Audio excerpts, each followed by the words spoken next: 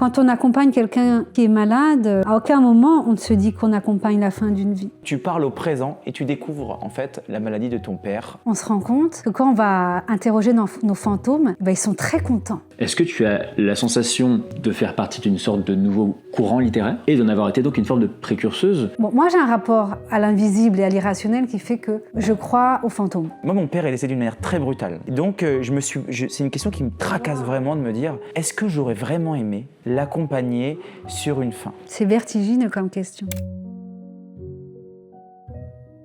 Bonjour à tous et bienvenue aujourd'hui au Rendez-vous 19 et j'ai le plaisir de pouvoir rencontrer et parler de Finistère de Anne Berest aux éditions Albin Michel. Comment vas-tu? Je suis en compagnie de Raph et évidemment de Anne Berest. Comment vas-tu? Ça va, je suis très contente d'être là. Eh bien, merci beaucoup déjà de nous accorder du temps.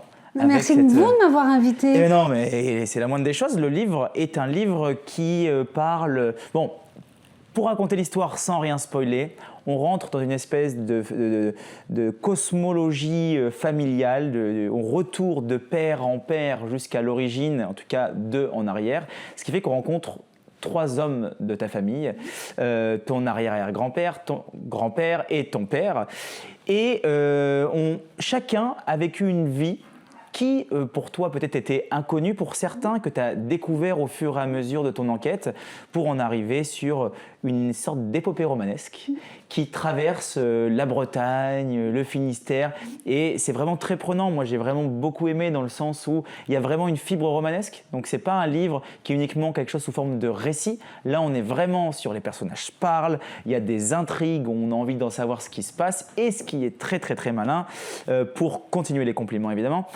c'est que c'est entrecoupé de chapitres où tu parles au présent et tu découvres en fait la maladie de ton père. Voilà, ça m'a touché. Moi, j'ai perdu mon père l'année dernière, donc comment ne pas être touché par un livre qui parle d'une fin de vie?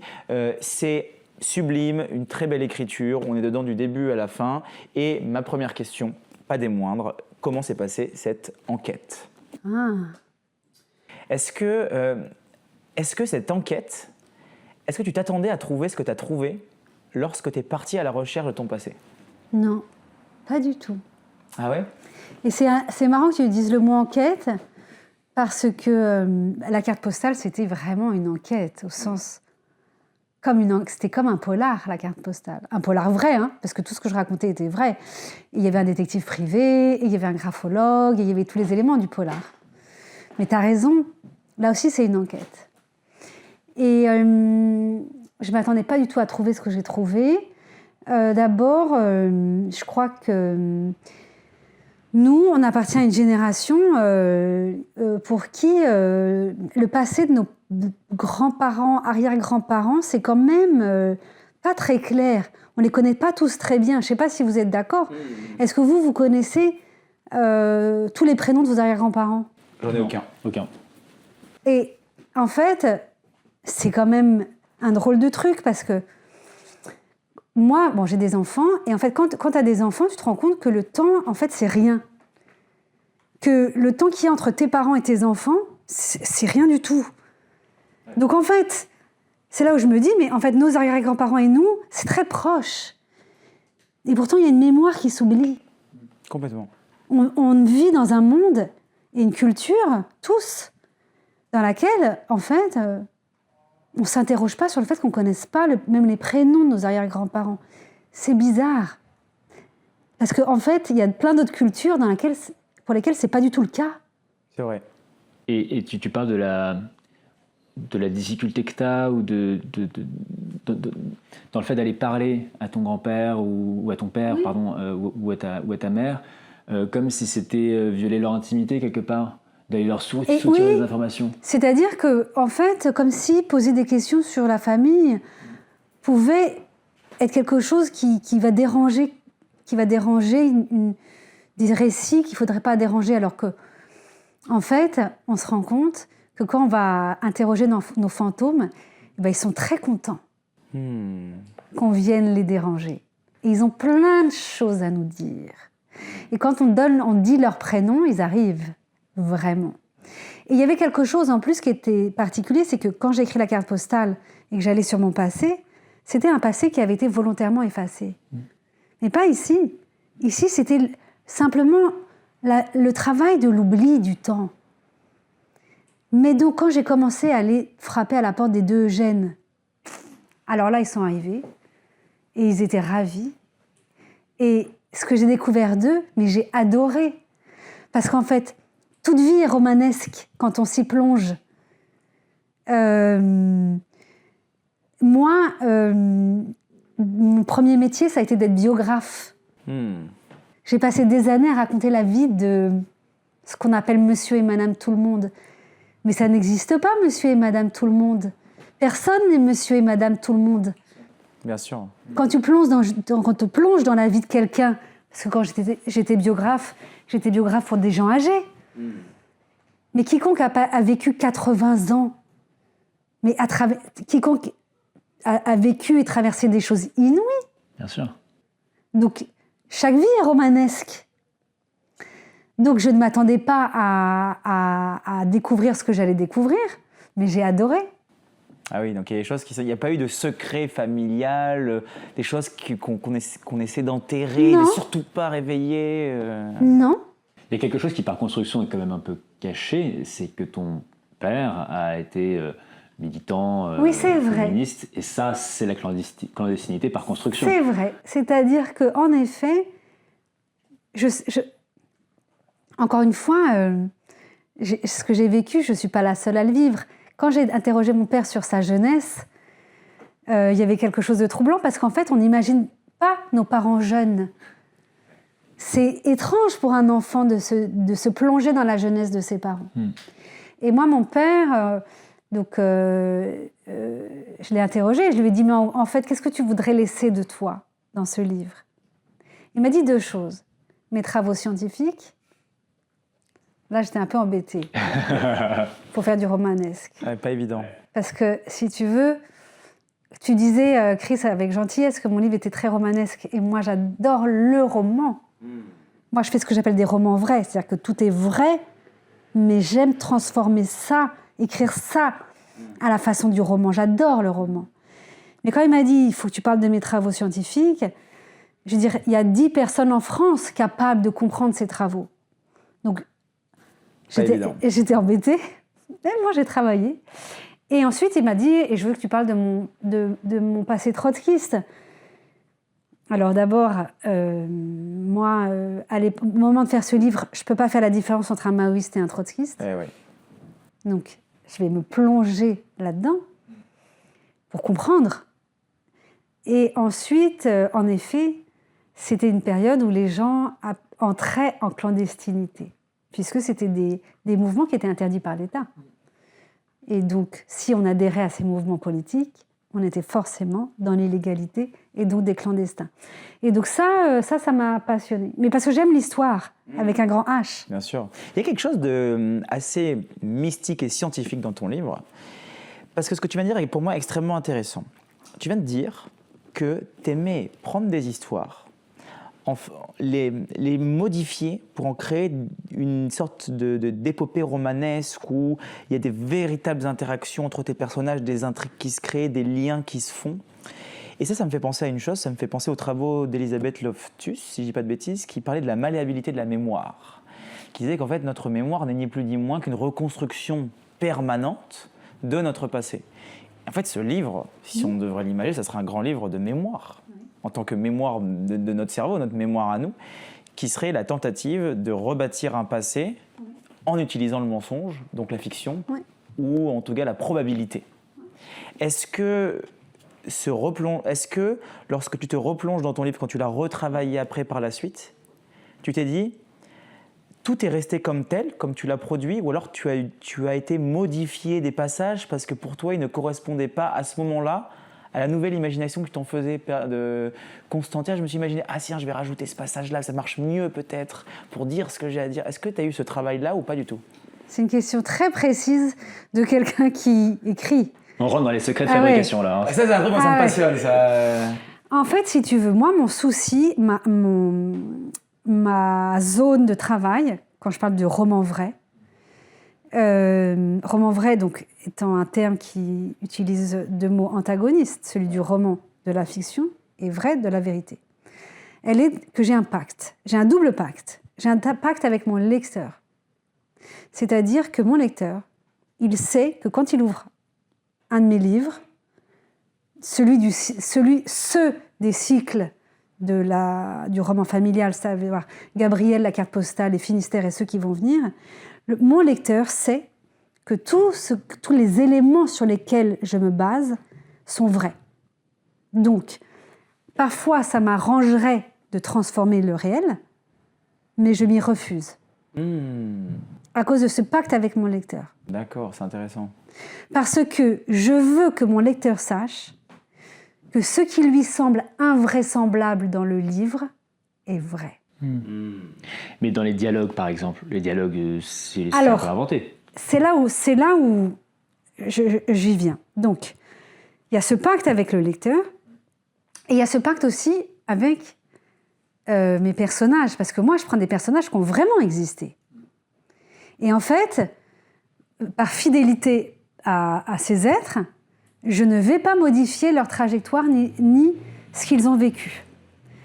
Donc, je fais relire tous mes livres par soit les personnages dont je parle, ma mère par exemple, qui est l'héroïne de la carte postale, qui est dans Finistère, ou par les gens qui ont connu ces personnages.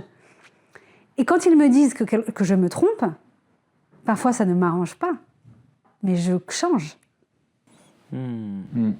C'est-à-dire que si j'ai fait une erreur factuelle sur des faits vrais, je ne m'arrange pas avec la fiction. Je ne mets pas la fiction au-delà de ce pacte et avec le lecteur et avec les personnages. Ça, c'est une chose. Alors, pour l'instant, je ne réponds pas exactement à ta question. Je vais y revenir. Je fais un petit voyage pour y arriver. Ensuite, pour répondre à ce que tu dis, n'empêche qu'il y a du romanesque. Et le romanesque, c'est comme si tu veux, cette vérité, elle est l'ordre du squelette. Et moi, ce que je fais avec le romanesque, c'est mettre de la chair, du sang, ce que sont les dialogues, les descriptions. Est-ce que ce jour-là, les personnages étaient vraiment habillés comme ça ou pas comme ça? Est-ce qu'ils se sont parlé comme ci ou comme ça? C'est de l'ordre du vraisemblable et de la recréation romanesque. Mais, si tu veux, dans la carte postale, par exemple, le fait que mon graphologue s'appelle Jésus, je ne l'ai pas inventé. C'est dingue. Ça, c'est drôle quand même. Hein. Parce qu'en fait, je n'ai pas assez d'imagination pour l'inventer. Et parce que ça ne m'intéresserait pas que ce soit inventé. Parce que moi, ma démarche, elle est de dire, mais regardez, si on regarde la vie et le monde avec des yeux particuliers, on se rend compte que tout est romanesque. Et même que le réel est plus romanesque que la fiction. Oui, et que tout ce qu'on vit très souvent, c'est fou. Et je vais donner un autre exemple dans la carte postale pour raconter ce que c'est que cette technique du roman vrai. Dans la carte postale, avec ma mère, on va dans le village où nos ancêtres ont été arrêtés, et en une matinée, on va rencontrer tous les voisins qui ont connu ma famille. Et tous les voisins nous disent des choses ahurissantes sur notre famille. Par exemple, que les enfants sont partis en chantant la Marseillaise, qu'ils sont montés dans les voitures de la police en chantant la Marseillaise. Ça, c'est pas quelque chose que j'ai inventé. Ils nous ont raconté aussi cette femme qu'on rencontre, qui s'appelle Myriam, parce que sa mère travaillait dans ma famille, et qu'ils aimaient tellement ma famille qu'ils ont appelé la petite fille Myriam. Ouais, c'est fou. La vie est invraisemblable. Mais là où je mets du roman, c'est que tous ces voisins ont existé, tout ce qu'ils m'ont dit est ce qu'ils m'ont dit, mais je ne les ai pas rencontrés en une matinée. Il est là, le roman. Et puis, il y a un autre truc que je trouve drôle, c'est qu'il y a Alexandre Dumas père, Alexandre Dumas fils, il y a Eugène père, Eugène fils, et dans la famille de Garcia Marquez, il y avait énormément de Garcia Marquez aussi. Ah bah oui. Mais il y a quelque chose dans les familles de romanciers, de répétitifs. C'est vrai. Même, de l'ordre de la répétition. Ah ouais, mais dans toutes les familles, il y a de la répétition. Et moi, mon œuvre, à partir de Gabriel, travaille sur la question du transgénérationnel. Mais Qu'est-ce que tu penses du transgénérationnel? Est-ce que c'est quelque chose que tu crois sincèrement? C'est quelque chose qui est une certitude pour toi? C'est quelque chose que tu aimes explorer? Ah bah oui. À partir de Gabriel, j'ai décidé de déployer une œuvre qui soit la traduction littéraire de la question du transgénérationnel, qui soit un arbre généalogique en littérature. Une espèce de constellation familiale. C'est une constellation familiale, pas tant parce que j'ai envie de parler de ma famille, mais parce que j'ai envie de parler de ce que c'est qu'une constellation familiale. Pour que chacun, lisant mon livre, soit renvoyé à sa propre famille. Donc dans la carte postale, je parlais beaucoup des transmissions invisibles. Qu'est-ce qui se transmet quand on ne connaît pas ses ancêtres? Ben, il se transmet comme des choses. Tu penses que c'est mystique ou que c'est quelque chose qui est psychologique? Alors, je pense que c'est tout ça en même temps. C'est-à-dire que, bon, moi j'ai un rapport à l'invisible et à l'irrationnel qui fait que je crois aux fantômes. Ok. D'accord? Et je pense que voilà, ça c'est mon truc. Mais les scientifiques travaillent depuis maintenant plusieurs décennies sur la mémoire cellulaire. D'accord? C'est-à-dire que nous avons, dans nos cellules, c'est prouvé scientifiquement, une mémoire des émotions sur 3 générations. C'est pas rien, 3 générations. Et en fait, cette mémoire cellulaire, elle est simplement fabriquée pour la survie de l'espèce. Puisque c'est une mémoire des traumatismes et que cette épigénétique sert à protéger l'espèce, c'est-à-dire que si 3 générations plus tard, ton héritier est soumis à un environnement qui rappelle les catastrophes que la famille a déjà vécues, alors ton descendant il va être plus sensible, puisqu'il a une mémoire. Et il sait que là, ça sent mauvais, il faudrait partir. Ou il faut se sauver, ou il faut changer son comportement. Cette mémoire cellulaire, elle est biologique. Elle est faite pour la survie de l'espèce.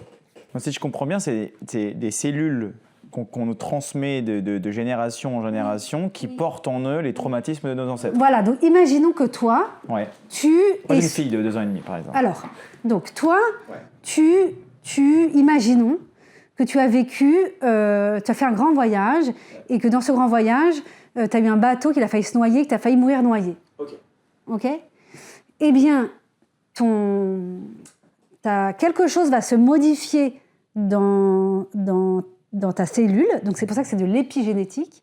Les événements extérieurs vont transformer quelque chose, et qui fait que tu vas transmettre à ta fille, et sa fille va transmettre à ses enfants l'idée d'une mémoire d'un danger lié à l'eau. Ok. Et peut-être que dans une situation X, eh bien ta petite fille, ton arrière-petite-fille, va comprendre qu'il y a un danger lié à l'eau plus rapidement qu'un autre enfant. Ça ne veut pas dire qu'elle aura forcément peur de l'eau. Alors, est-ce qu'il y a une forme de fatalisme, genre? Non, alors c'est ça, moi, c'est pour ça que c'est ce que j'aime dans le travail du transgénérationnel, c'est qu'il n'y a pas de déterminisme. Parce qu'en fait, si tu veux, le fait d'étudier ton arbre et d'étudier les mouvements de ton arbre, qu'est-ce qui se passe? Qu'est-ce qui se répète? Qu'est-ce qui revient? D'étudier les chiffres qui reviennent, les dates, d'étudier les prénoms qui se promènent, d'étudier les vocations. Bon, tout ça, c'est tout ce dont je parle dans Gabriel, dans la carte postale, dans Finistère, c'est d'étudier les légendes de ton arbre, les récits qu'on t'a donnés, qui cachent d'autres récits, plus sourds. Eh bien, tout ça, si tu le travailles et que tu en as conscience, tu peux t'en détacher. Tu peux t'affranchir de quelque chose qui est dans tes cellules. Bien sûr. C'est fou, ça. Et donc, il y a une sorte au plan littéraire, c'est une sorte de renouvellement du naturalisme qui, lui, postulait qu'il y avait quand même une transmission dans la famille. Exactement. Tout ça. Et c'est un renouvellement du naturalisme, non pas à partir de personnages de fiction, forcément, mais à partir de vrais gens. Exactement. Mais en disant, contrairement... consciemment là-dedans. Si tu veux, si tu parles de naturalisme, et donc on va parler des Rougon-Macquart, eh bien, là où Zola travaille un déterminisme implacable, à travers donc une œuvre où on a des personnages qui se retrouvent de livre en livre. Donc, par exemple, la jeune Anna Coupeau, qui est enfant dans l'Assommoir, et qui, par cette enfance, avec des parents frappés par l'alcoolisme, va devenir nana, et donc va devenir une courtisane. Là, il y a un fatalisme au XIXe siècle. Je crois que le XXe siècle nous apporte, par le biais de la psychanalyse sous toutes ses formes, l'idée que, non, on peut s'en sortir, en fait. Oui, bien sûr, bien sûr, bien On sûr. peut couper avec quelque chose. Alors, en même temps, il y a un passage dans Finistère que je raconte qui est comique par rapport à ça, c'est quand je dis, quand ma fille est née, j'ai voulu lui donner un prénom qui ne soit pas dans ma famille. Ah oui, exprès pour couper. Exprès. Oui, je me rappelle. Donc, je l'appelle Tessa, qui est un prénom anglais, et je suis tellement fière de moi, tellement contente de lui donner un prénom qui ne soit pas, qui n'est pas l'héritage d'un ancêtre. Ouais. Et en faisant Finistère, je me rends compte qu'il y a une arrière-grand-mère dont je ne connais pas le prénom, et qui s'appelle Teresa, et que Tessa est le diminutif de Teresa. Et donc, en donnant à ma fille le prénom Tessa, en fait, je lui ai donné le prénom de mon arrière-grand-mère. Alors j'ai une question pour ça. Est-ce que... Parce que là, il y a quand même une vraie question qui est assez vertigineuse. C'est est-ce que ce n'est pas des biais cognitifs qui disent tiens, vu que je sais maintenant, en étant dans cette recherche-là, que tout se répète et se répète, est-ce que je ne vais pas chercher quelque chose pour valider le fait que ça se répète encore? Ou est-ce que c'est vraiment de l'ordre du hasard ou du mystère, quoi, en fait, en réalité? Eh bien, ça, c'est une vraie question. Ouais. C'est une question existentielle qui implique beaucoup de choses. Moi, je n'en ai pas la réponse, mais je la cherche à travers mes livres. C'est ça que je questionne, au fond. Et d'ailleurs, cette histoire d'épigénétique, est-ce que c'est quelque chose que tu avais visualisé avant de te mettre à écrire? Est-ce que c'est quelque chose que tu avais en toi? Ou est-ce que c'est quelque chose qui t'est apparu en écrivant? Alors, en fait, cette question sur le transgénérationnel, c'est une question qui m'a passionnée depuis l'âge de 25 ans, quand j'ai fait cette séance d'arbre qui a changé ma vie, qui était une séance d'arbre où je demandais à mon arbre, où je disais « je rêve d'être écrivaine, mais je n'y arrive pas. Pourquoi ?» Et donc, d'une certaine manière, en travaillant sur l'arbre, on a essayé de comprendre cette question, puis ça a débloqué quelque chose. Et en sortant de cette séance, j'ai commencé à écrire mon premier roman et j'ai pas arrêté. Ça a débloqué. Ouais, ça a débloqué. C'est dingue. Mais parce qu'en fait, les thérapeutes sont beaucoup plus rationnels que moi. Donc moi, je vais le dire à ma façon. Mais pour moi, j'ai fait une réunion de famille avec mes ancêtres. Comme une espèce d'appel d'âme, quoi, Ouais. en fait. Okay. Et je les ai réunis et je leur ai dit, bon, pourquoi j'y arrive pas? Qu'est-ce qu'il y a? J'ai envie, mais j'y arrive pas. Qu'est-ce qui se passe? Ok. Et donc, pour moi, cette réunion de famille, elle m'a autorisée, d'accord? Pour plein de raisons. Et aussi, cette réunion de famille, elle m'a montré que chez mes ancêtres, il y avait plein de vocations d'écrivains stoppées. Ah ouais, ok. Bah oui.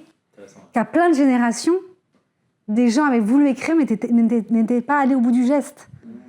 Et que c'est comme s'il y avait dans l'arbre une sorte de sève très puissante qui s'était promenée et qui, à la génération, la mienne, avait rejailli avec 2 sœurs écrivaines. Ce qui est quand même assez rare. Et là, c'est comme si ça avait été tellement frustrant des 2 côtés de l'arbre, et chez mon père et chez ma mère, des gens qui n'étaient pas allés au bout. Bon, bref. Donc, tout ça pour dire que c'est une question qui m'a longtemps travaillé, cette question du transgénérationnel. Puis après, quand je suis devenue biographe, évidemment, j'étais plongée au cœur de famille. Et puis après, donc, je suis devenue romancière, j'ai écrit de la pure fiction. Et quand j'ai écrit le livre sur Sagan, c'est son fils qui m'avait demandé d'écrire ce livre, là, j'ai eu une sorte de révélation. Le fait d'écrire sur quelqu'un qui avait vraiment existé, j'ai senti que ça me plaisait, que j'avais une forme de, si tu veux, de vibration dans l'écriture qui n'était pas comme d'habitude. Et c'était pas n'importe qui, c'est une vie extrêmement romanesque, celle de Françoise Sagan. Ouais.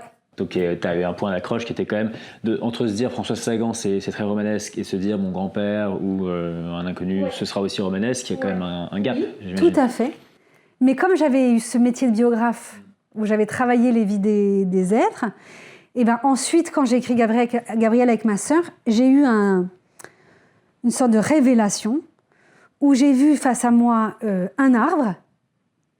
Chaque feuille de cet arbre était une feuille de papier, était une feuille de roman. Et j'ai vu que ça allait être mon œuvre.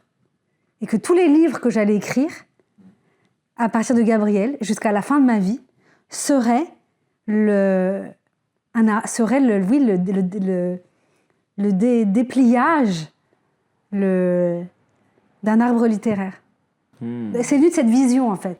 Mais c'est marrant que tu parles de vision, parce que donc cette première maison d'édition que tu crées, où tu es biographe, Porte-Plume, c'est en 2010, quelque chose 2008. Donc en 2008, quand on constate aujourd'hui, en 2025, la rentrée littéraire, où une énorme partie des livres qui sont publiés sont des livres exactement comme ça, de recherche sur la familiale, etc., de récits, de choses qui sont vraies, parfois un peu comblées par la fiction, mais essentiellement vraies, et notamment les grands succès de cette rentrée, ton livre, Emmanuel Carrère, Laurent Mevigné, Adèle Lyon en janvier dernier. Est-ce que tu as la sensation, premièrement, de faire partie d'une sorte de nouveau courant littéraire ? Parce qu'il n'y a pas de raison que ce ne soit pas un courant littéraire qui est cette littérature de la famille, et d'en avoir été donc une forme de précurseuse, notamment avec la carte postale, qui était un très grand succès librairie et qui a peut-être précipité des vocations. J'aurais pas, c'est gentil de dire ça, mais j'aurais pas la prétention de le dire, et puis j'ai pas le recul. Après, ce qui est certain, c'est... Alors, bon, écrire sur sa famille... C'est vrai que dans cette rentrée littéraire, c'est très présent, mais ce n'est pas nouveau. En effet. Ce qui se détache, ce qui apparaît, si tu parles d'un courant, c'est la question d'enquête familiale. Ça, c'est quelque chose qui en est fait, c'est-à-dire on parle de sa famille, mais en même temps qu'on en parle, on raconte ce que ça nous fait, etc. Bien sûr. Ça, c'est quelque chose qui... et là je vais parler de mes influences, c'est quelque chose que je n'ai pas inventé, que j'ai découvert dans des livres du début du XXe siècle et qui m'a passionnée. Donc je vais donner des exemples. Pour moi, Pédigré de Modiano, un pédigré, c'est une œuvre fondamentale par rapport à ça. C'est-à-dire quelqu'un qui va essayer de retrouver le roman familial, mais en avouant sans cesse les failles de sa mémoire, les endroits comment il s'y prend, les moments où il n'y arrive pas. Donc ça, c'est très important. Et en plus, cette œuvre, Pédigré, c'est une œuvre dont j'ai fait l'adaptation théâtrale et la mise en scène. Donc c'est une œuvre que je connais quasiment par cœur. Et connaître une œuvre par cœur, c'est quelque chose qui est comme un socle en vous. Ah ouais, bien sûr. Donc, après, je n'ai pas la date exacte de sa sortie, mais Les Disparus de Mendelssohn, c'est une œuvre majeure par rapport à l'idée de l'enquête familiale et de mélanger le portrait des gens et qu'est-ce que c'est que de faire l'enquête. Et moi, je me souviens que quand j'ai lu Les Disparus de Mendelssohn, et j'en parle dans la carte postale, c'est quelque chose dont je sens quand je le lis que c'est quelque chose qui va changer. C'est une pierre dans la littérature contemporaine. Et donc, en effet, cette question de l'enquête familiale, tu parlais d'Adèle Lyon, qui est un livre vraiment très, très, très beau. C'est ça, c'est ce mouvement, cette idée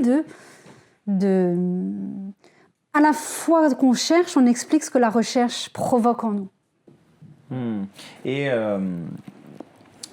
dans tes influences littéraires, comme tu disais, Modiano ou autres, est-ce que tu as eu, à la découverte de cet arbre et de ces fantômes que tu as convoqués, qui t'ont permis pour toi de te lancer dans l'écriture, est-ce que tu as par hasard un livre qui lancerait la première note que tu lis toujours avant de te lancer dans l'écriture ? Ouais. Genre un livre diapason, comme Nicolas Caro dit, j'aime beaucoup cette expression. Est-ce que tu as ça, toi ? Ouais. Alors, oui, c'est les livres d'Israël Singer, qui est le frère d'Isaac. Donc, on revient aux familles. Tu as 2 frères qui vont écrire, qui sont tous les 2 nés à la fin du 19e siècle en Pologne. Et donc Israël et Isaac. Israël va écrire les frères Ashkenazi et la famille Karnowski. Il va mourir après la guerre. Isaac, lui, va écrire une grande œuvre, dont une des plus connues, c'est Le Petit Monde de la rue Krochmalna. Et il va avoir le prix Nobel de littérature en 1978. Ok. Et en fait, quand je découvre les livres, ceux d'Israël, pas ceux d'Isaac, je commence par Israël. Et là, j'ai un choc. Parce qu'en fait, ce sont des livres de généalogie. C'est-à-dire que la famille Karnowski, c'est 3 générations. C'est les pères et les fils. Et pareil, les frères Ashkenazi, c'est 2 frères et comment ils se déploient dans la famille et sur leurs enfants. Et là, j'ai vraiment un choc. Et je me dis, mais en fait, c'est ma vibration. Et donc, le frère Isaac va avoir le prix Nobel de littérature. Ce sont des œuvres écrites en yiddish. C'est de la littérature yiddish. Et ouais. Et donc, et quand je vais regarder le discours que fait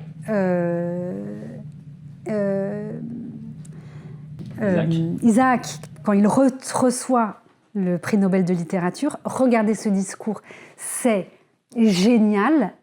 Et il dit une chose, et quand je l'entends, moi j'ai un choc. Il dit,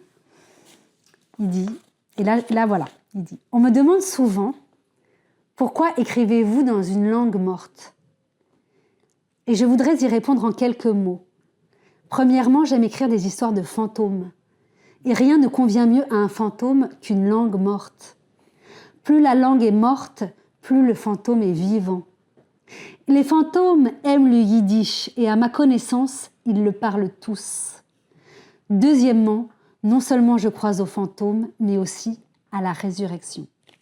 C'est génial, c'est énorme, j'adore. Ouais. Ah, moi, ça me parle fois 1000 quand même, j'adore mais ça. il faut... J'ai des pépites aujourd'hui, il faut absolument que je prenne en photo ce truc-là. Quoi. Non mais sur Internet, tu trouves le discours en entier. Ouais. C'est sublime. Et on essaiera de trouver le discours et de mettre le lien en description, on va le trouver. Et il fait des blagues où il explique, mais pourquoi en fait il écrit en yiddish, parce qu'en yiddish tu peux dire 1000 expressions pour dire un seul mot que tu n'aurais pas... Non mais c'est génial. Donc pour moi, ces livres-là, ceux des 2 frères, mais surtout ceux d'Israël Singer, sont pour moi ces livres vibrations. Après, sur mes influences littéraires, il faut quand même que je dise une chose qui est très importante, qui est que mes premières influences littéraires, c'était quand j'ai compris, quand j'ai su à chaque fois qu'on pouvait être une femme et écrire. Bien sûr. Ce qui n'est pas évident au départ. Non mais attends, moi j'étais ado dans les années 90 et je vais te dire une chose, je vais te donner un exemple qui est hallucinant. J'ai passé le bac français, donc au milieu des années 90, et j'ai travaillé sur Les Yeux d'Elsa. Et donc on m'a beaucoup parlé à ce moment-là d'Elsa Triolet. Jamais dans l'étude que j'ai faite d'Elsa Triolet, on ne m'a dit qu'elle avait gagné le prix Goncourt. Ah, c'est fou. Ok. C'est-à-dire qu'en fait, cette femme n'était pas seulement une muse, elle avait été écrivaine et elle avait gagné le prix Goncourt. Donc, quand j'ai réalisé ça, je me suis dit, ah oui, en fait, les années 90, on était encore loin. On n'était pas si loin de l'entrée de Marguerite Yourcenar à l'Académie française, qui était très tardive, en fait. Très tardive. Et donc, ce que je veux dire, c'est que moi, mes plus grandes influences littéraires, ça a été, à chaque fois que j'ai rencontré des femmes écrivaines dans mon parcours, dans mon enfance, mon adolescence, puis l'âge de jeune adulte, et où dans ma tête se logeait « Ah oui, on peut être une femme et être écrivaine ». Et lesquelles en particulier ? Mais si tu veux, toutes, c'est-à-dire que de Madame de Lafayette à Sarah Kane, en passant par les 2 Marguerites, Duras, Yourcenar, en passant par... Mais même... Je veux dire, Sophie Calle est une femme dont j'aime les écrits. J'aime pas seulement... Je trouve que c'est une écrivaine autant qu'une plasticienne. Elle est une enquêtrice aussi, quelque part. Hein, Elle fait aussi un travail d'enquête, Sophie Calle. exactement. Mais que ce soit... je me souviens... donc, on oublie que les 4 filles du docteur March ont été écrites par une femme. Mais moi, je me souviens, adolescente, le personnage auquel je m'identifiais, c'était Jo. C'était celle qui voulait devenir écrivaine. Donc voilà. Donc moi, mes grandes influences, c'était les femmes. Parce que c'était Alors, possible. Je vais me répéter. Ouais. Tu me connais, je sais de quoi je vais parler. Ah. Il y a une femme dont on ne parle pas beaucoup qui, moi, fait partie de mes influences. Et je me Ouais. bats corps et âme pour que quelqu'un Ouais. puisse la rééditer aujourd'hui, je vous en supplie. Qui est-ce? Qui est la femme d'Octavio Paz. D'accord. Qui s'appelle Elena Garro, qui a écrit un livre qui s'appelle Los Recuerdos del Porvenir, qui veut dire les souvenirs de l'avenir, Ok. qui est une Tellement femme un titre si... magnifique, incroyable, qui est très peu connue parce qu'elle était dans l'ombre de Octavio Ouais. Paz, de Garcia Ouais. Marquez, qui était Ouais. l'un de ses meilleurs amis, de Borges derrière, Ouais. enfin, plein. Et Gabriel Garcia Marquez ne peut pas ne pas avoir lu Elena Garro lorsqu'il écrit 100 ans de solitude, qui sort plus de 10 ans après l'écriture de Les souvenirs de l'avenir. Et quand on lit Les souvenirs de l'avenir, on se rend compte qu'on a l'impression à certains moments de lire du Garcia Marquez. Ah ouais. Et donc, il y a certaines femmes qui ont disparu comme, exactement sûr. comme ce que tu dis. Et je connaissais Octavio Paz très bien. Je disais, putain, c'est fou, il y a Octavio Paz, il y a Carlos Fuentes, il y a Juan Rulfo au Mexique. Personne n'a jamais parlé d'Elena Garro. Personne n'a parlé. Eh bien, il alors faut que ce soit toi. Ça veut dire que c'est ta mission. Non. Mais si. Je veux Non, dire, moi, avec ma sœur, quand on a écrit Gabriel, c'était notre mission d'aller chercher Gabriel Buffet et de dire, attendez, les gars, cette femme, elle a juste révolutionné l'art moderne. Ouais. Ce que Donc- Jessica Nelson l'a fait sur Louis Collet aussi. Exactement. Et On oui. ne connaît que les correspondances avec Bien Flaubert, sûr. mais on ne sait pas qu'elle a eu non, mais bien le sûr. prix de l'Académie française. Tu vois? Personne ne sait ça. Donc, en fait, toi, c'est ton travail.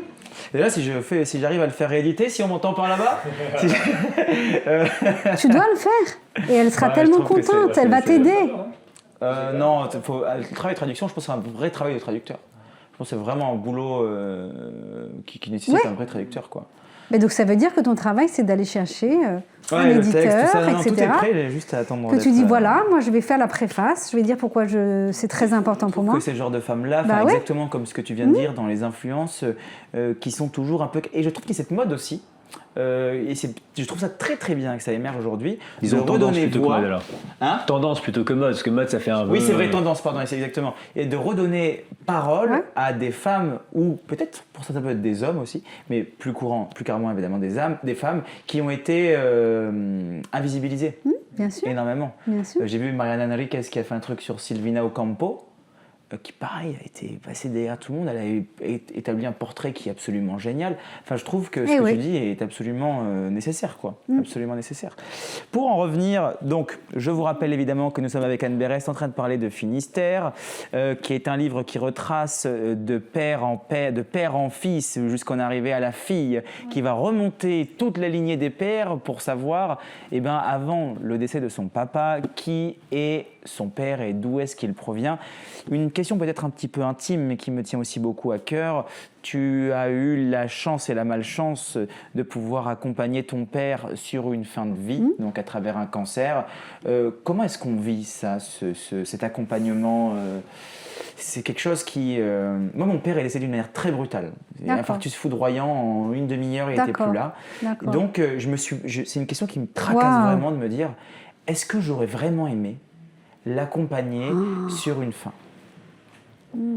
C'est vertigineux comme question. Mm. En fait, quand on accompagne quelqu'un qui est malade, à aucun moment on ne se dit qu'on accompagne la fin d'une vie. On pense toujours qu'on accompagne une maladie qui va ensuite guérir. Toujours.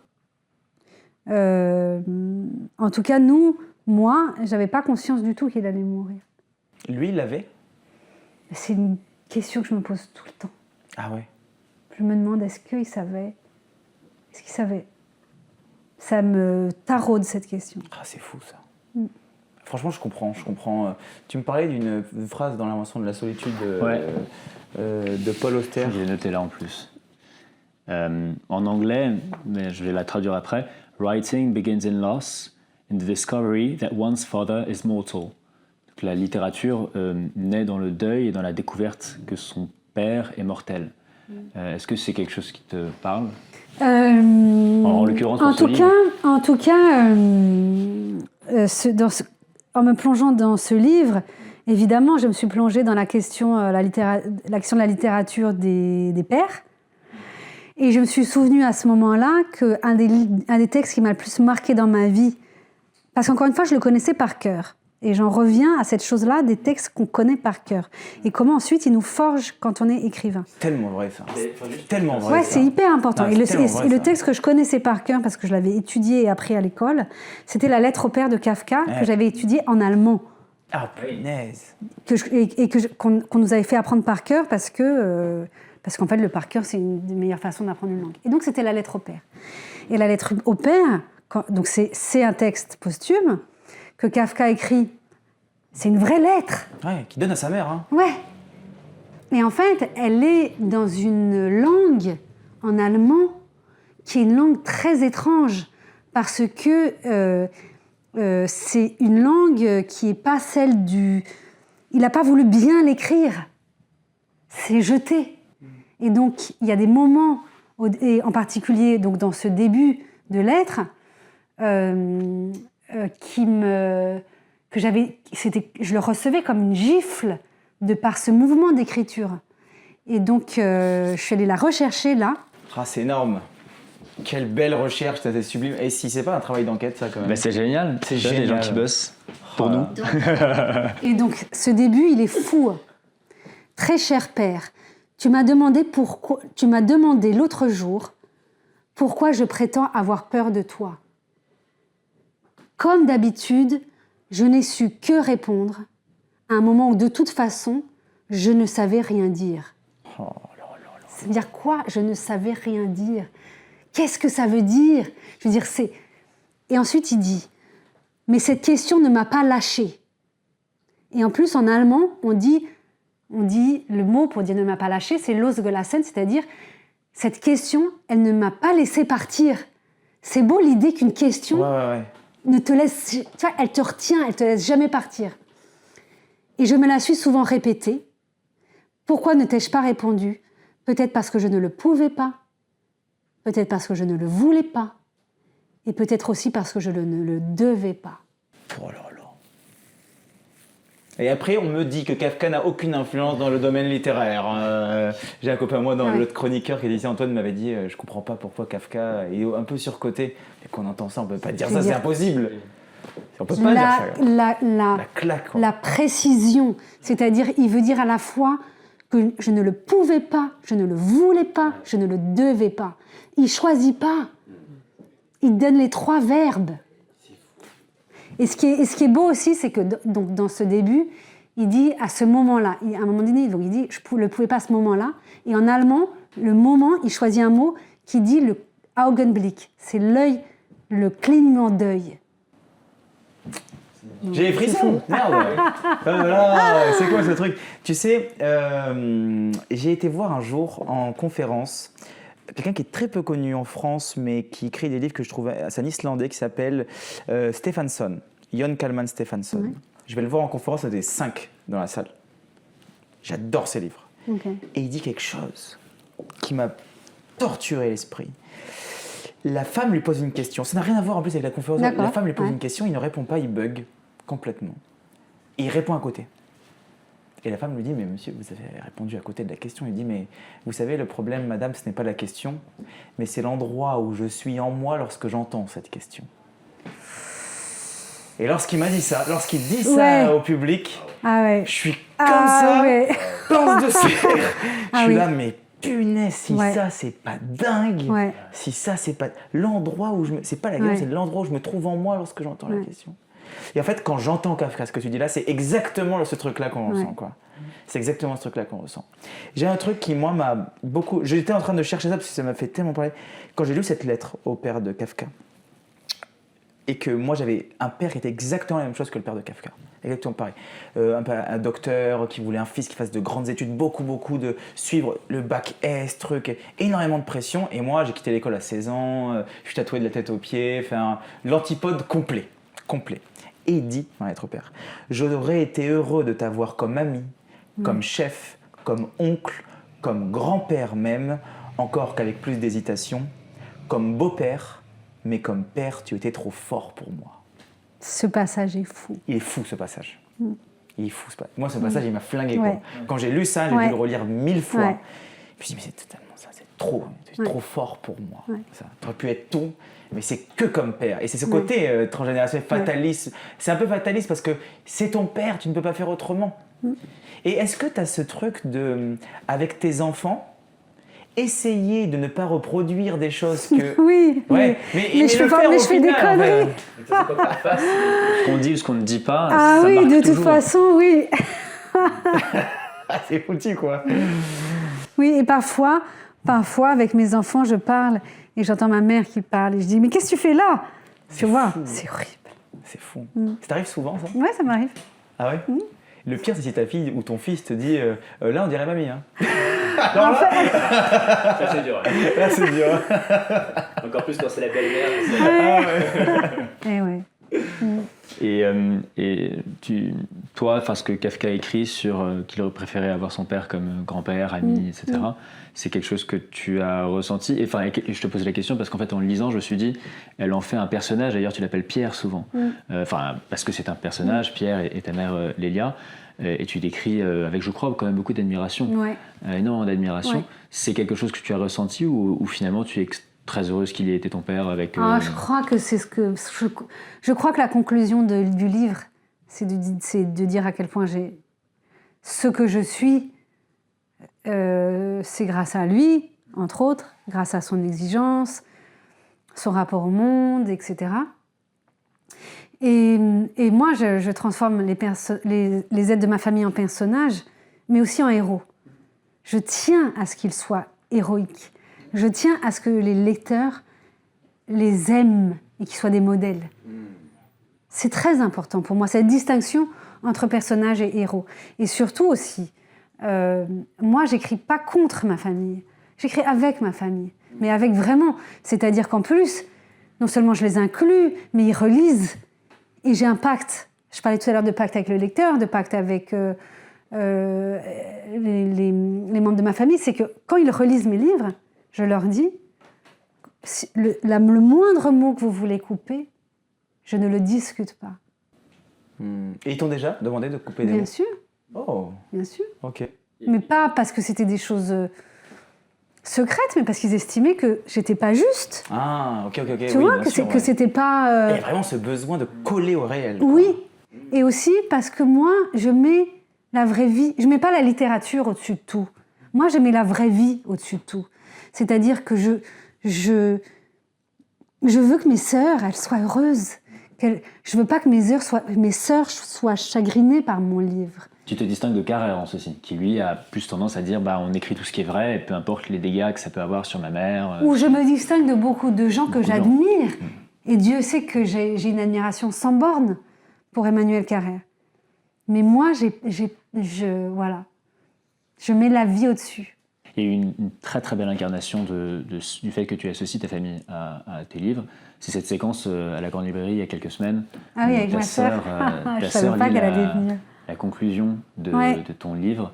Alors moi j'ai été très ému en voyant ce passage. Moi aussi. Chris aussi, je pense. Ouais, Je ne préfère même pas en parler, moi.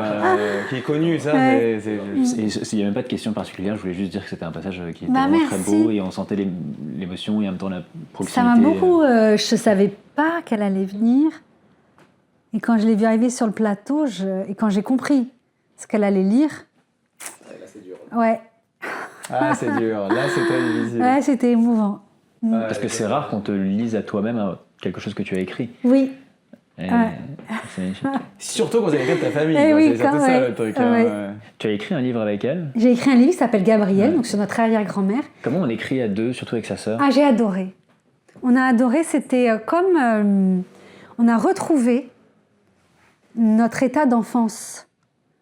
C'est-à-dire qu'on était petite fille, et pour reprendre la phrase de Nietzsche, qu'on jouait avec le sérieux de l'enfant quand il joue.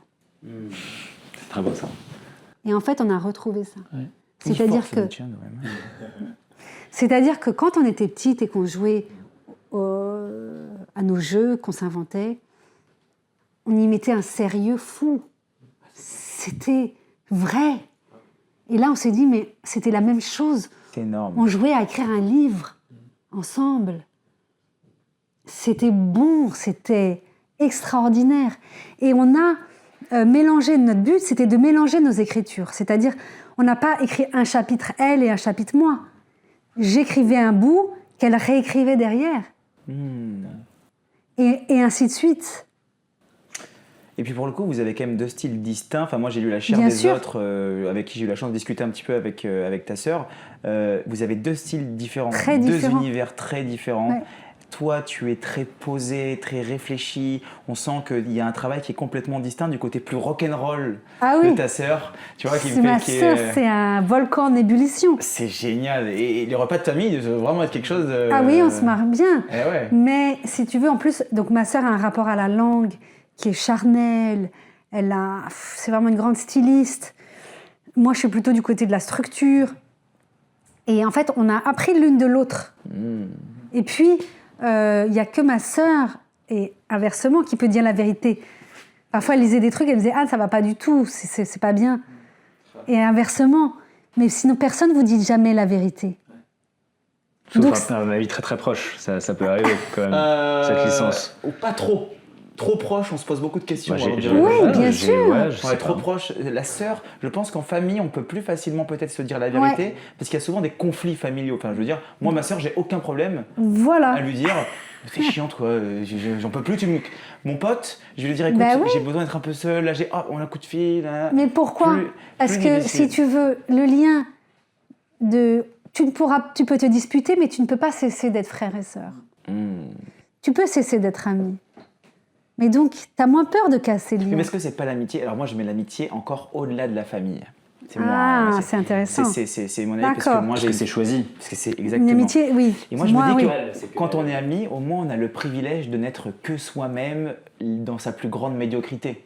Oui, Et on c'est peut pas vrai. mentir à son C'est ami. vrai. C'est On peut pas vrai. mentir à son ami. C'est vrai. Parce qu'il va le voir derrière, il va dire bon, ok, c'est bon, allez, accouche, qu'est-ce que tu as à me dire là depuis je Ouais, vois c'est qu'il y a vrai, quelque chose qui c'est va vrai, pas. c'est vrai. Alors que la famille, hormis si cette famille devient amitié, en fait, Ouais. il y a vraiment Ouais, des c'est liens ça. de Je famille qui crois. sont très très forts. Ouais. Moi, mon oncle, j'ai des gens dans ma famille avec qui c'est très fort, d'autres avec qui je suis beaucoup plus éloigné. Je peux ne pas du tout être bien et que personne ne se rende compte que je vais pas bien. Bien sûr. Mes potes, c'est impossible. Bien sûr. C'est impossible. Donc, est-ce que pour toi aussi, ta sœur, c'est pas, ou en tout cas, C'est aussi... tes meilleurs amis quoi. C'est aussi, mais bien sûr, évidemment. Ce qui fait que ça fait un beau Ah mélange. ouais. C'est Ah sublime ouais. ça. Ouais. Mais alors, si tu ne veux plus passer que le reste de ta vie à écrire, enfin de ta vie d'écrivaine à écrire des livres sur ta famille, est-ce que Oui. tu penses écrire sur ta sœur un jour? Ou seulement Alors, sur... ma sœur est présente dans ses Voilà. livres, hein, puisque Oui, dans la mais- carte postale, il y a un livre qui est sur les prénoms. Et puis, dans Finistère, je raconte quand même mon enfance, donc elle est là. Elle est présente, mais ce ne sont pas des livres qui Est-ce sont que, mais dédiés... si, j'aimerais un jour. Et tu penses que c'est aussi faisable que d'écrire sur des personnes qui sont décédées ou qui sont plus âgées? Je pense que oui. J'aimerais un jour écrire sur notre lien. Mais peut-être qu'on l'écrira. Ce qui serait génial, c'est qu'on l'écrive Ah ensemble. oui, un portrait de sœur, c'est magnifique. Ouais. Très très beau.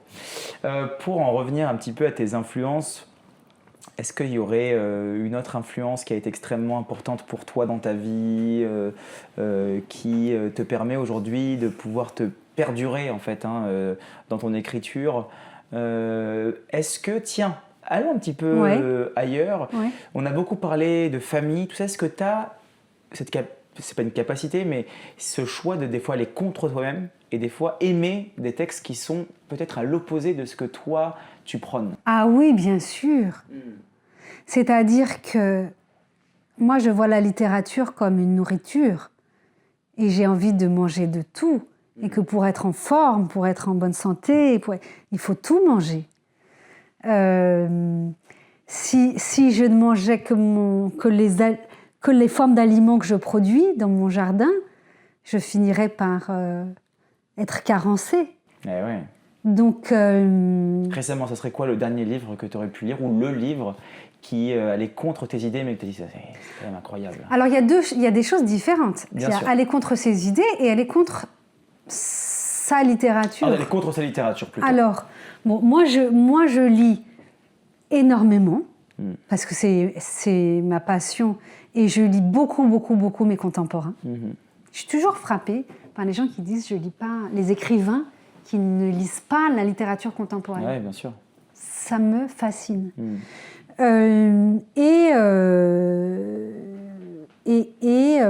Par exemple, alors, bon, là, cette rentrée littéraire est en effet très marquée sur la famille, etc. Bien sûr. Donc, c'est des choses dans lesquelles je me reconnais. On n'a pas cité tout à l'heure, mais un des livres que j'ai préféré de cette rentrée, c'est le livre d'Anthony Passeron, Jackie. Qu'on accueillera sûrement, Anthony Passeron d'ailleurs. J'ai adoré. Sur les jeux vidéo ? Ouais. Ah. J'ai trouvé ça. Ben alors, voilà. Eh bien, à la fois, si tu veux, c'est un livre donc sur la famille, le père, etc. Mais sur le papier, l'histoire des jeux vidéo. Alors, ça ne m'intéresse pas du tout. Ah ouais. C'est-à-dire plus pour notre génération, à la limite. Ouais. Moi, j'ai grandi dans les jeux vidéo, par exemple. Oui, mais alors, moi, donc, je suis plus âgée que vous, mais malgré tout, il y avait quand même les jeux vidéo qui étaient présents dans notre entourage, mais ça ne m'a jamais intéressée. Jamais. Ah, ouais. Et malgré tout, il a réussi à me passionner pour ça. Ah ouais ? Vous avez acheté une Play après ? Enfin, t'as acheté une Play ? Non, ni à mes enfants, mais j'ai trouvé que la littérature, c'était ça. C'est génial. C'est-à-dire que soudain, l'histoire des jeux vidéo... Je vais conseiller à Yann Moix de lire le livre d'Anthony Passeron sur les jeux vidéo. En fait, j'ai compris pourquoi c'était si important. Eh ouais. Okay. Donc, la littérature, c'est quand même quelque chose qui te grandit, qui fait que tu es quand même, à un moment donné, qui permet de te déplacer, d'être quand même, pendant un petit moment, dans le regard, dans d'autres yeux que les tiens. Je veux dire, ça fait du bien, quoi. Ouais, c'est clair. On va passer une petite dernière Qu'est-ce que tu voudrais faire découvrir quel livre à tes enfants ? Bonne Des question. livres d'adultes, je veux dire. Alors, ça dépend des âges.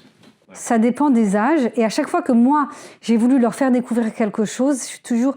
C'est jamais ce qui leur plaisait. Et ça m'a rappelé que moi, mes parents, c'était pareil. À chaque fois qu'ils étaient très excités de me faire découvrir un auteur, ça ne me plaisait jamais. Mais en revanche, elles font leur chemin. Et là, je vois, par exemple, ma fille, elle a 14 ans, elle fait son chemin du côté d'Annie Ernaux. Je trouve ça génial. Alors que moi, je ne me serais pas dit, tiens, je vais... Elle a trouvé son chemin toute seule. C'est pas mal. Surtout que généralement, 14 ans, ce qui est, voilà, 14 ans, c'est quand même l'âge où on arrête plutôt de lire. Quoi. Ouais. Il y a un petit peu de transition. Oui, c'est vrai. Ouais. C'est vrai.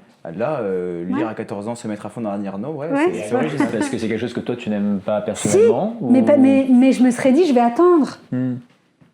C'est pas pour elle maintenant. Bon, elle a trouvé le chemin dans la bibliothèque, c'est pas mal. Moi, j'avais trouvé, un peu plus jeune qu'elle, le chemin toute seule dans la bibliothèque de L'Amant de Marguerite Duras. Ça avait été une grande découverte. Donc, forcément. c'est pas mal de laisser la bibliothèque ouverte et que les enfants fassent leur petit chemin. Faut mettre le marquis de Sade faut bien planter en le haut. marquis de Sade dans l'enfer. Oui. Tout en haut, là, on peut pas attraper. Ouais, dans l'enfer. Exactement. On va faire le... Je reviens très rapidement sur les 2 livres avant de terminer cette interview avec notre petit jeu.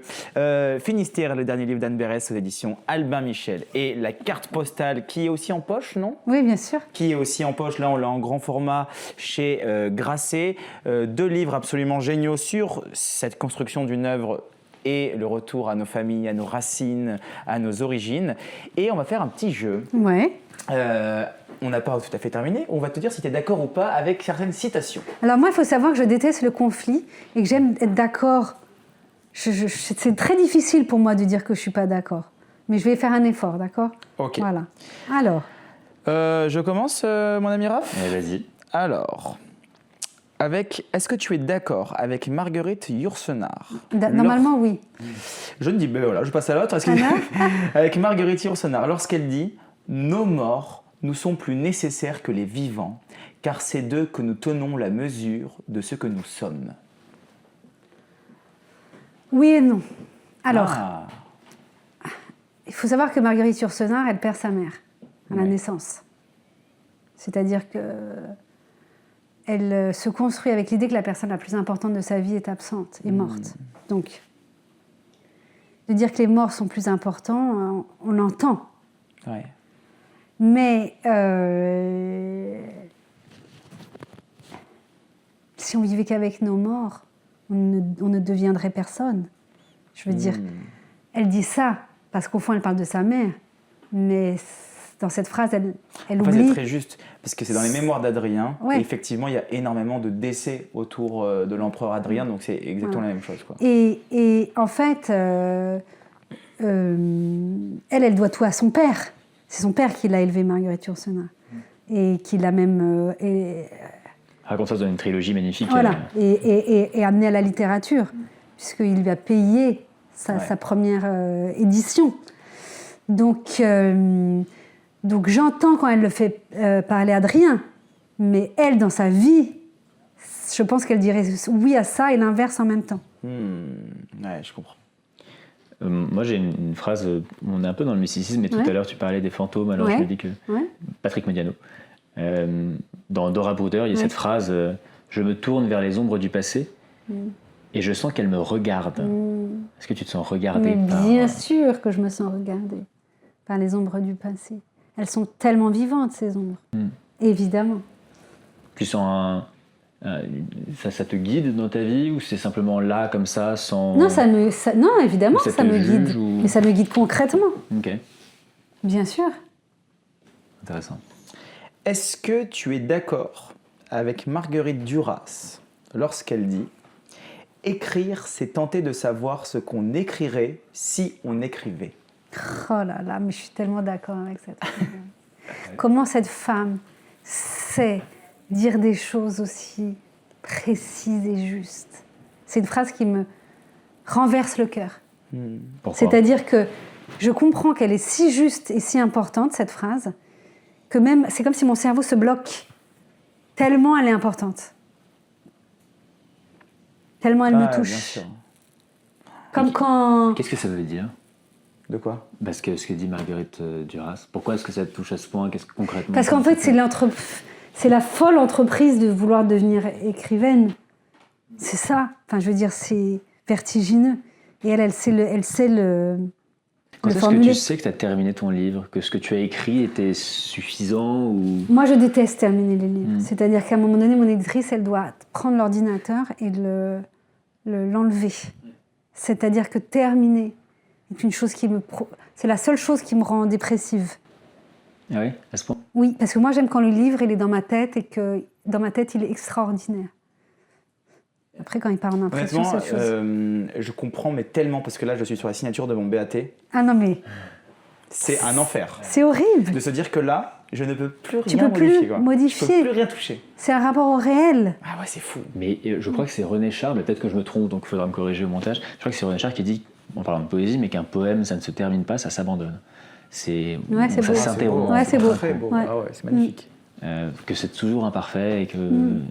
Mais bon, dans cette infinitude et perpétuelle, il y a une beauté aussi. Au Collège de France, j'écoutais Borges qui a dit un truc par rapport justement à ça, qui disait si on publie des livres, c'est pour ne pas faire des brouillons toute notre vie. C'est trop vrai, quoi. En fait, on n'a pas besoin des phrases qu'on note. Ah putain, c'est bon. Ouais. Alors, une petite dernière. Est-ce que tu es d'accord avec Nathalie Sarraute lorsqu'elle dit « Je l'aimais d'un amour désespéré, comme si je voulais à tout prix qu'il m'aime, lui qui ne savait pas ». Et elle parlait évidemment de son père. Oui.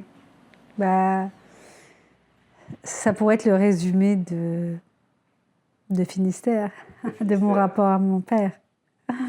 On fera pas de psychanalyse aujourd'hui. C'est une très belle conclusion.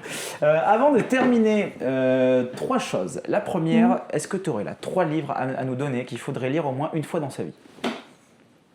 Comme ça, là. Qu'il faudrait. Je pense, qui serait pour toi, que tu aimerais que les gens lisent. Bah écoute, alors, moi, je vais dire les 3 livres qui ont changé ma vie. Oui. D'accord ? Le premier livre qui a changé ma vie, j'étais enfant, et c'est un livre qui s'appelait Fantasia chez les Ploucs. Ah ok. C'est marrant comme titre.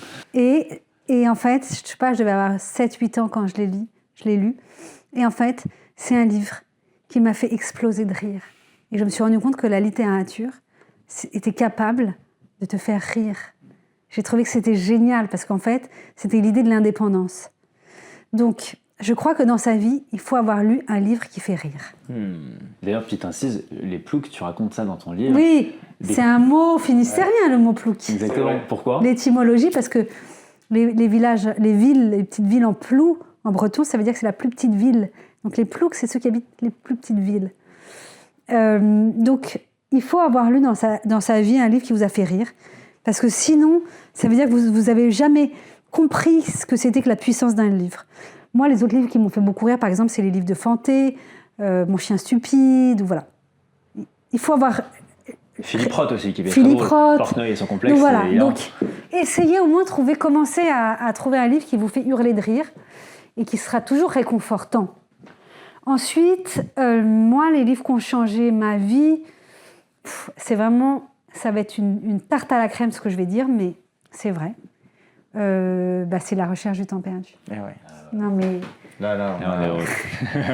Et alors, pour ceux pour qui j'entends que ça peut être difficile, mais j'ai fait une expérience il y a peu de temps qui a été de l'écouter. Ah, ok. Qui le lisait ? Alors, moi, je l'ai. Donc, c'est une œuvre que j'ai lue à différents moments de ma vie, que je connais bien. Et là, je l'ai écoutée, pas dans les versions lues par des comédiens. Je crois qu'il y a une version assez connue de Dussolier qui lit. Il n'y a pas Guillaume Gallienne aussi qui en a lu ? Peut-être. Ouais. Mais là, c'est par des bénévoles, sur un podcast, des bénévoles qui le lisent, qui ne sont pas acteurs. Donc, ils ne mettent pas le ton. Et donc, moi, je préfère. Parce que je ne suis pas parasitée par le ton et donc par le regard de quelqu'un d'autre. Et en fait, j'ai trouvé que ça venait s'imprimer en moi à un endroit différent de lorsque je l'ai lu. Et aussi, comme c'est très long, vous pouvez découvrir la recherche Ouais. en faisant autre chose. En allant dans les prendre le métro, faire du vélo. Oui, C'est oui. inépuisable la recherche aussi. Inépuisable. Mais ça a vraiment... Déjà la deuxième fois, on n'a pas l'impression de... Enfin, c'est le même livre, mais on En découvre fait, tellement de choses. ça a changé ma vie parce que ça a changé ma façon de regarder les êtres, ma façon de la compréhension du monde. Enfin, c'est... Voilà, donc... Voilà, c'est un peu une tarte à la crème, mais c'est vrai. Ah oui, c'est le plus grand Proust livre du change XXe la siècle. vie. Hein, on en rediscutera si tu veux. Je Mais... ne sais pas encore aller à Il faut Proust. absolument, mec. J'ai commencé tard la lecture, moi j'ai commencé à 19 ans, quoi, il y a Ouais. 10 ans. Donc j'ai pas eu le temps de tout lire, quoi. Mais c'est... En même temps, tellement de chance de pouvoir c'est le merveilleux Ouais. d'avoir que ce soit devant soi. Moi, il y a des œuvres immenses que j'ai pas encore lues, donc...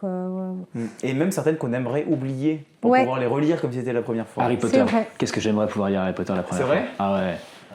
Moi, je suis trop vieille, je suis passée à côté. J'ai fait lire à ma mère. C'est vrai J'ai fait lire à ma mère qui est encore beaucoup plus âgée que toi. Et elle a adoré. Ah ouais? Ah ouais, bien sûr. C'est un livre universel. Écoute, C'est un je vais livre qui le parle du piquer dans rapport à la la mort. bibliothèque de mes enfants. Il faut absolument lire Harry Potter. C'est un livre monde, ça parle de la mort, ça parle de plein de choses, c'est magnifique. Ok. C'est fou quand même. Tu l'as pas lu toi ? Et j'ai pas lu Harry Potter. Ah bah il faut sûrement que tu le lises. Ah non, j'ai pas lu Harry Potter. Et sinon, le troisième livre qui a changé ma vie, donc j'en parlais, c'est L'Amant de Marguerite Duras. Parce que moi, j'appartiens à une génération pour laquelle l'accès à la pornographie, à l'érotisme, était pas du tout immédiat. C'était avant Internet. Moi, j'avais 10-11 ans en 89-90. Et en fait, la littérature était encore l'espace de l'érotisme. C'est-à-dire que c'était encore le seul endroit où on pouvait discrètement chercher des réponses à nos questions avec le dictionnaire. C'est vrai. C'est vrai. C'est vrai, Moi j'ai fait ça. Ma mère, elle m'a gonflé avec ça. Prendre le dictionnaire, ouvrir le dictionnaire. Bah oui. C'est un enfer. Bah oui. Et quand j'ai lu L'Amant de Marguerite Duras, donc j'avais 10 ans, 11 ans, et j'ai compris, j'ai senti qu'il y avait un truc qui existait, qui était l'orgasme, la jouissance, faire l'amour. Bah, ça a changé ma vie. Je me suis dit, c'est génial, j'ai envie de connaître ça. Ouais. Donc c'est vraiment un livre qui m'a changé. Ah, c'est génial. Et un dernier, un livre que tu ne conseilles pas à qui que ce soit. Non, parce que, encore une fois, c'est comme la nourriture. Chacun mange ce qui... D'abord, moi, j'éduque mes enfants comme ça. Ils lisent ce qu'ils ont envie de lire. Même si parfois ils ont lu des livres que je trouvais de la mauvaise littérature, je ne disais rien. Parce que un livre en amène un autre. Et qui on est pour dire la bonne, la mauvaise littérature, donc non. C'est une excellente réponse. Et Merci. si je peux poser une dernière question, et un livre que tu aurais aimé écrire, toi en tant qu'écrivaine? En fait, je peux pas répondre comme ça à une question parce que c'est pas quelque chose que je peux pas avoir écrit les livres que j'ai pas écrits. En revanche, est-ce que j'aimerais être un meilleur écrivain? Oui, mais j'aimerais être moi, mais m'améliorer moi. Ça, oui, toujours, tout le temps, j'espère. J'espère toujours que le prochain sera meilleur. Donc le livre que tu aurais aimé avoir écrit, c'est le prochain. Exactement. Même réponse que Miguel. Miguel Bonnefoy Ah m'a ouais dit la même chose. Ouais, Miguel, pareil. Tu m'as dit, avant cette interview-là, que tu avais peut-être un petit texte. Ah inédit oui, pour nous. Exactement. Alors, Et je l'attends depuis le début. donc vous m'avez demandé tous les deux de choisir un texte. Exactement. Et comme je réfléchissais sur la question des influences, des héritages, qu'est-ce qui fait que vous devenez écrivain? Mais en fait, j'ai pensé à ma mère. Parce qu'en fait, ma mère, c'est elle qui m'a nourrie dans tous les sens du terme. Et ma mère a écrit un texte sur son enfance, qui est d'une grande beauté, mais qu'elle a écrit pour nous, hein. Bien sûr. Et à chaque fois que je le lis, je suis épatée par son écriture. Et donc, je vous lis un petit extrait. C'est la fin de ce texte. Donc, qui est de ta maman, c'est ça? Donc, c'est un texte inédit Ouais. de Lélia Picabia. Et dans la carte postale, je raconte que ma mère, après la guerre, a grandi à Céreste, en nourrice, puisque sa mère, Myriam, cherchait ses parents, en fait, en Allemagne. Ouais, Une zone de recherche des parents. Ouais, elle était partie en Allemagne en pensant qu'elle allait les retrouver, peut-être quelque part. Et donc, ce texte, je le lis... Oui, comme ça, c'est bon, par rapport à cette question. Et donc, elle a été mise en nourrice chez une femme qui s'appelle Henriette, donc qui était une femme très pauvre et qui, pour gagner sa vie, logeait des gens. La vie chez Henriette s'est effacée. Il ne me souvient que du froid. Le froid de l'hiver, le soir, Henriette prépare pour chaque lit une brique qu'elle met au four, puis entourée d'un linge. Le nez gèle. J'ai l'image de menues tâches quotidiennes, secouer la salade dans la rue, moudre le café dans un moulin à café à prix d'or aujourd'hui dans les brocantes, prêter mes bras pour faire un écheveau avec de la laine détricotée, râper du vieux pain pour faire de la chapelure, sinon rien. La vie était dans la rue. Henriette était très pauvre, très pauvre. Je fus pour elle une diversion heureuse dans une vie sinistre. Je n'ai jamais pu lui rendre l'attachement frustre qu'elle me portait. Elle n'en avait pas moins sur moi le regard de son milieu. Un jour que je devais encore l'assaillir de questions sur ma mère, mon père, ma grand-mère, mon grand-père, elle me répondit sans malice ni méchanceté, car elle énonçait une évidence. « Mais tu es juive ?» La relation de cause à effet dut me sembler juste, car je cessais de lui poser des questions.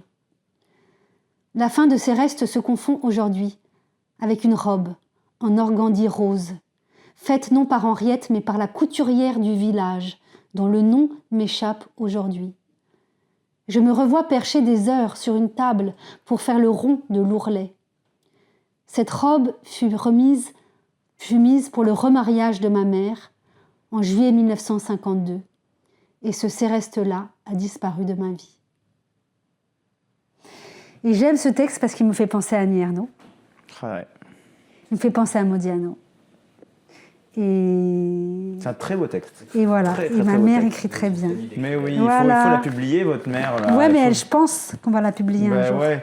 Les amis, merci 1000 fois, Anne, d'être venue nous voir. Merci à vous Ça de nous m'avoir touche invité. énormément. J'ai passé un excellent moment. C'était vraiment génial. Je vous invite évidemment tous à lire Finistère de Anne Berest aux éditions Albin Michel. Vous avez toutes les informations en description de cette vidéo. N'hésitez pas non plus à nous laisser un commentaire, à partager à quelqu'un qui en aurait besoin. Et si vous avez des questions, des interrogations, des choses qui vous traversent l'esprit, aussi à nous le dire en commentaire. Et puis peut-être au prochain bouquin alors. Merci. Merci, bye bye.